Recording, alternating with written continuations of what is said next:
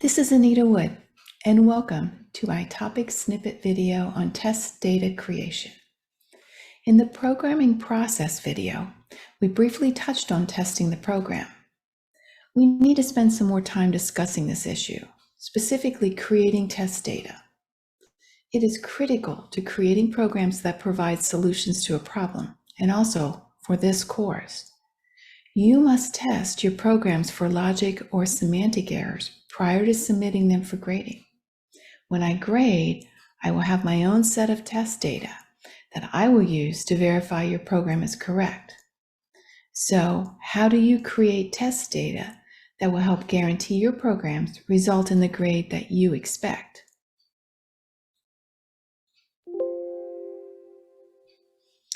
Unfortunately, designing test data is a tedious task, which some programmers believe is trivial and they don't even bother with. You're going to come to understand that this isn't the case and to take this step in the process very seriously. Test data in software testing is the input given to a software program during test execution. Test data is used for both positive testing to verify that functions produce expected results for given inputs, and for negative testing to test software's ability to handle the unusual, the unexceptional, and the unexpected input.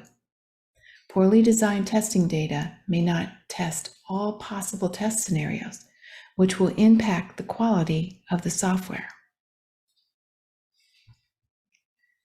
There are several types of testing that should be done, and each have different test data needs. We're going to concentrate on what is called white box testing. White box testing is a software testing technique in which the internal structure, design, and coding of the software are tested to verify flow of input and output, and to improve design, usability, and security. What distinguishes this coding type from its counterpart, black box testing, is the code is visible to the testers. The first step of the process is the easiest one for you. It is for the testers to understand the source code. Since you wrote the code, you've got this. Next is the creation of the test data. That is where we're going to spend our time. And finally, you execute the program using the test data you created.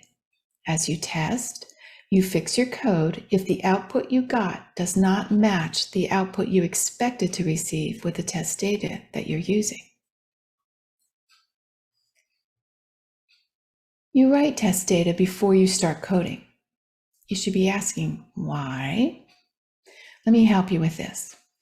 I have a flow chart here showing a simple program. Now, I don't expect you to fully understand the text inside these symbols, but I'm confident you get the gist of the flow for this program. Remember what I just said about writing test data for white box testing. You're testing the flow of the program. With flow charts in particular, it's really easy to see the flow. The red line represents one path of execution for this program. This shows one path or flow through the flow chart. The blue line represents another path of execution for the program. This shows a second flow, or as the blue line. Let's contrast the ability to see flows through the use of flowcharts versus when using pseudocode for the same logic. Now we're going to spend more time during the next lecture making sense of pseudocode, but just by looking at it, you can see it has a very linear feel.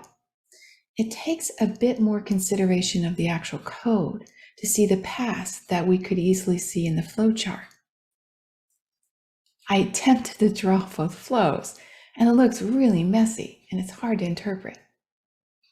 Now, why I show you the differences between determining flow from flowcharts versus pseudocode is the fact that pseudocode looks very much like programming code, very linear.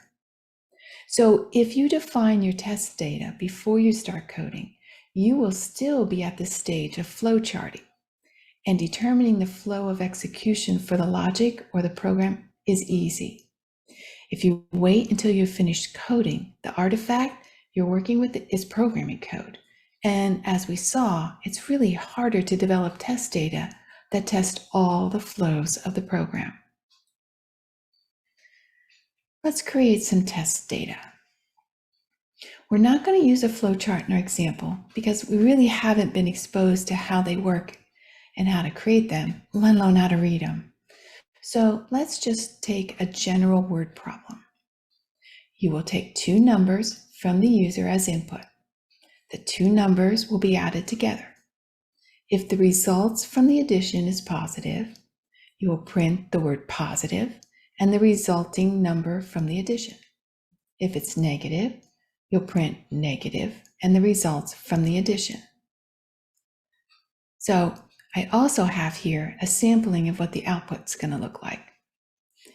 Obviously, it gave as inputs 2 and 2, 1 and 3, 0 and 4, whatever it was, the results of the addition was positive, and the results is 4.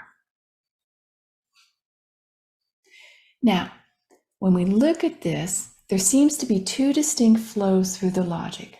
Now, both flows start with getting the input and performing the addition. But then there's a split depending on whether the results of the addition is a positive or a negative. We need to make sure the test data we create allows the execution of both flows.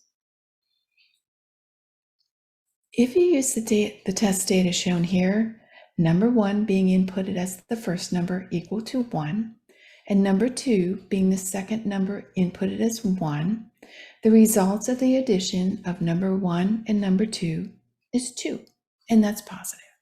So the flow takes the rightmost path, or flow 2.